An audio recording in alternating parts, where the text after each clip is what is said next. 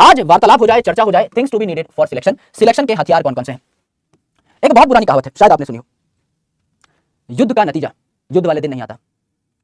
युद्ध का नतीजा तभी आता है जब आप युद्ध की तैयारी शुरू कर देते हैं। जिस दिन आपने हथियार खरीदा, जिस दिन आपने हथियार को चलाना सीखा, जिस दिन आप युद्ध भूमि पर गए, जिस दिन आपने युद्ध भूमि को आंका, जिस दिन आपने दुश्मनों की संख्या देखी, जिस दिन आपने दुश्मनों की संख्या देखकर उस हिसाब से प्लान बनाया, उस दिन आप जीतने लग गए थे। रणनीति बनाने से लेकर ही आपकी जीत की शुरुआत हो चुकी थी। जीत पर ठप्पा लगा युद्ध वाले दिन, यानी हम आज से ही जीतेंगे। If we are making this plan today, we will win from today. आज हमारी जीत का पहला दिन है मेरे भाई। इस जीत पे ठप्पा अगली बार मई के पहले संडे को लगेगा, लेकिन जीतेंगे हम आज से ही। So it is our first day of win, tomorrow is our second day of win, and constitutively हम लोग जीत की तरफ कदम दर कदम बढ़ते जाएंगे। और जब हम 3 घंटा पेपर में बैठेंगे और अपनी कलम चलाएंगे, जब वो कलम चिंगारियां उगलेगी, उस दिन मोहर लग जाएगी कि हाँ भाई आज प्रमाणित हो गया है कि तुम जीत चुके हो। जीते तो तुम पहले से थे, ठप्पा मार दिया है। यस, तो आज हम वो चीजें देख लेते हैं, वो बेंचमार्क देख लेते हैं कि ठप्पा लगेगा कैसे। पहली बात, सबसे इंपॉर्टेंट चीज, ईमानदारी। मैं माफी चाहूंगा, इसमें से पढ़ाई से रिलेटेड कुछ भी नहीं, ये आपके ट्रेड्स हैं। Honesty, sir honesty is the best policy, ये तो बचपन में भी पढ़ा था, है ना। और एक आदमी आता था और 2 बार बोल के जाता था, क्योंकि उनको पता है सामने गधे खड़े हैं, एक बार में इनको समझ में नहीं आएगा। हेलो एवरीवन, आदरणीय प्रधानाचार्य महोदय, उप प्रधानाचार्य महोदया, शिक्षकगण, निर्णायकगण एवं मेरे प्रिय साथियों, honesty is the best policy. उसको पता था, नहीं चमकेगा किसी को। I repeat my thought, honesty is the best policy. 2 बार बोल के गया वो भाई।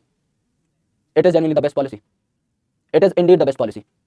अपने साथ ईमानदार नहीं रहोगे, कुछ नहीं कर पाओगे, किसी पे ब्लेम मत लगाना। नो ब्लेम पॉलिसी, हम किसी को अपनी असफलता के लिए ब्लेम नहीं करेंगे। No blame policy. मेरे ऊपर माँ बाप ने रुपया पैसा खर्च नहीं किया, मुझे टीचर अच्छा नहीं मिला, मेरा इंटरनेट चला गया, मेरी किस्मत खराब है। We won't blame anyone. When we blame someone else for the things that we have done, we are already a loser. हम अपने दिमाग में हार चुके होते हैं और इसीलिए हम दूसरे पर इल्जाम लगाते हैं। The person who takes accountability of each and everything on himself on herself, they become winners with time. वक्त लग सकता है लेकिन जीतते वही हैं। जो अपनी हार का जिम्मा अपने सर नहीं उठा सकता, वो जीतता भी नहीं है। कुदरत उसे जीतने ही नहीं देती। शॉर्ट टर्म में झूठे लोग इस दुनिया पे थोड़ा बहुत राज कर सकते हैं, लॉन्ग टर्म में नहीं कर सकते। ईमानदारी आपको जिताती है और हर जगह जिताती है, हर मैदान में जिताती है। Honesty is literally the best policy. अपनी ऑनेस्टी को मत भूलना। रात को जब सोने जाओगे तो दिमाग में थॉट्स चलेंगे, पता लगेगा कि आज पूरे दिन क्या उखाड़ा और क्या उखाड़ सकते थे, क्या किया, कहाँ बेईमानी की, कहाँ मक्कारी की, कहाँ काम चोरी की। सारी चीजें जब सर में घूमेंगी, खट खट खट खट खट खट, नींद नहीं आएगी, सवाल आपको घेर लेंगे। उससे बचो, और उससे बचने का तरीका सिर्फ ईमानदारी, एक्सेप्टेंस, और कुछ नहीं। दूसरी इंपॉर्टेंट चीज, डिसिप्लिन। सर ये भी सुनीला लगता है, किया हुआ नहीं है, सुना हुआ बहुत है। इसकी बहुत तारीफ सुनी है मार्केट में, डिसिप्लिन बहुत अच्छी चीज होती है। क्या होती है गुरुजी, जरा बता दो ना। डिसिप्लिन मतलब, बहुत सिंपल शब्दों में रखूंगा, कोई डेफिनेशन नहीं है इसकी, कोई कॉन्क्रीट डेफिनेशन नहीं है। मेरे लिए क्या डिसिप्लिन है मैं आपको बताता हूं। अगर मेरा आज इस सेशन में आने का मन नहीं भी होता और मैं तब भी आपके सामने खड़ा होता और मैं तब भी उतनी ही शिद्दत से अपना काम कर रहा होता जितनी शिद्दत से मैं इंटरेस्ट के दौरान कर रहा होता, this is a discipline. This is discipline. जिस दिन मेरा मूड अच्छा है, जिस दिन मुझे काम करने का मन है, जिस दिन मेरा शरीर मुझे काम करने की इजाजत दे रहा है, उस दिन तो मैं काम कर ही रहा हूं। जिस दिन मेरा शरीर टूटा हुआ है, जिस दिन मेरा शरीर मुझे काम करने की इजाजत नहीं दे रहा, मेरा मन मरा हुआ है, उस दिन भी अगर मैं अपने शरीर को उठा लूं कुछ मना के, जैसे तैसे, और काम पे लग जाऊं, चाहे थोड़ा कम काम कर पाऊं लेकिन काम पे लग जाऊं, वो जिद जब शरीर की थकान को हरा दे, उसे हम डिसिप्लिन कहते हैं। यानी जब मन करे तो काम करो, जब मन ना करे तो थोड़ा ज्यादा काम करो। This is discipline. अपने मन को हराओ। मन आपका गुलाम है, आप मन के गुलाम नहीं है, है ना। हम मन के गुलाम बन जाते हैं। डिसिप्लिन पे काम करो, ये सबसे बड़ा टूल है आपका। तीसरी इंपॉर्टेंट चीज, बहुत जरूरी, जो बच्चे नहीं समझ पाते कि क्या है, it is called as consistency.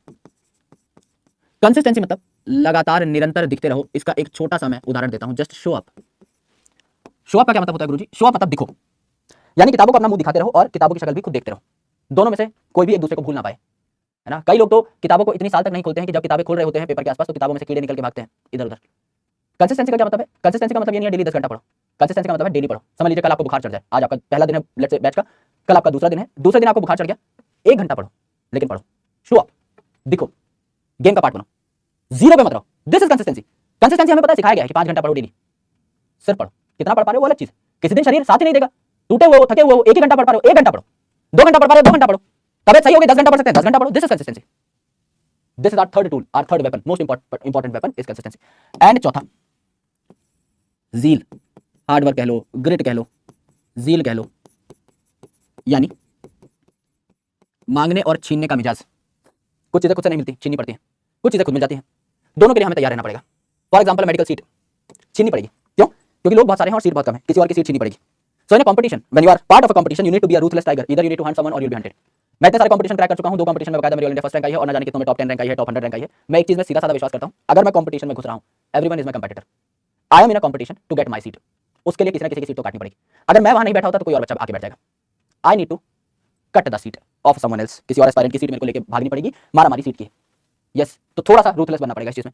Competition में किसी और का नुकसान नहीं करना है, ऐसा नहीं है, लेकिन खुद का हक तो लेना है ना भाई, मेहनत कर रहे हैं, खुद का हक तो चाहिए भाई। इतनी मेहनत किस लिए कर रहे हैं, दानवीर थोड़ी बनना है कि हाँ भैया आप ले लो, तो आपने पूरी साल मेहनत की थी, आप ले लो, मैं तो दिल का बड़ा, मेरा कोरियन दिल भी तो बड़ा है, अरे नहीं भैया मुझे चाहिए, ये मेरा हक है।